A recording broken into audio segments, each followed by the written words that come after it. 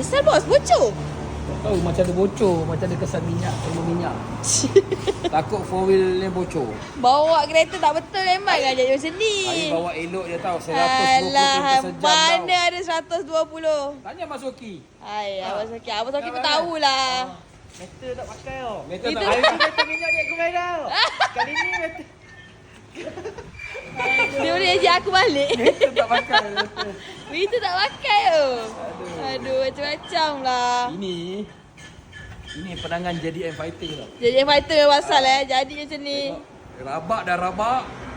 Exhaust kena mau bikin, mau balik Johor esok. Kalau tak bikin, sampai Johor tak ada telinga. Apa nama kedai bos? Abang Min.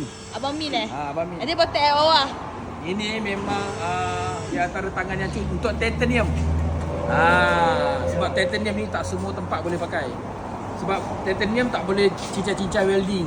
Nanti dia tak cantik. Lagi satu, titanium ni perlukan orang yang pengalaman dan ada skill. Abang Min.